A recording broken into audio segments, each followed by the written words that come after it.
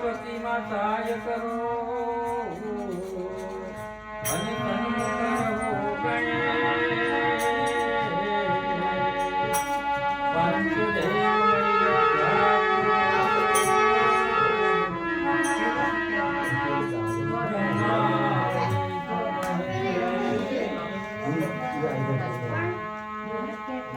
આજે આગળની પવિત્ર પાવન ભૂમિ પર વીર ભાતીજી મહારાજનો જે પાવન ધરતી કહેવાય એમાં ભક્ત શ્રી મનુભાઈનું આંગણે એમનું નવું મકાન બનાવ્યું અને મકાનમાં પહેલવાનું ભજન ભક્તોનું સંતોષ ચડાય અને જો સંત હોય તો 33 કોટી દેવતાનો વાસ હોય ને હવે આ ધરતી આ જે વાસ્તુ જેને કહેવાય ને વાસ્તુ એટલે તું વચ ભગવાન તું વચ એટલે અહીંયા આગળ આ તમારું વાસ્તુ બની ગયું છે જમીન જો ઊંઘતી હોય તો જાગતી પણ થઈ જાય અને જે કે આમાં સદભાગ્ય જે કે ભોગ આપ્યો મનથી તનથી ધનથી એમાં દરેકના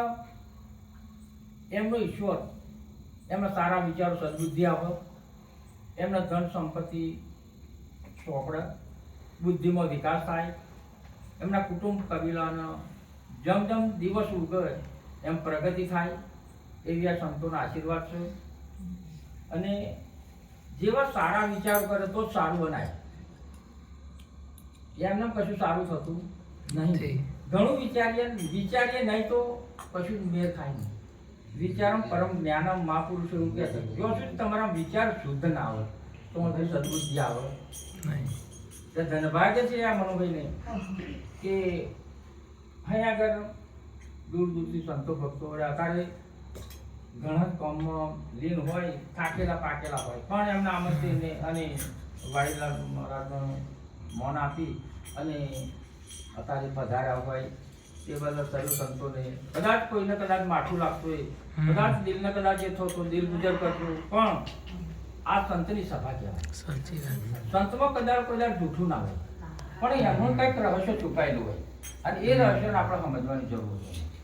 તો જો શું જ્યાં સમજણ નહીં તો આપણે ભજનમાં ભલેવાર ના આવે એટલે જો સંતોનો પગલો થાય તો આનંદ થતો હોય તમે અને એ જ્યારે દેવદેવી જો કદાચ નડતો હોય તો દેવદેવી પણ કદાચ નડતો નહીં અને ભૂત હોય તો પણ ભાગીને જતું રહે તમે કારણ ત્યાં સંતની આગળ કોઈનું કશું ચાલે એવું છે નહીં એટલે એકાદ વાણી બોલ્યા અરે સંતના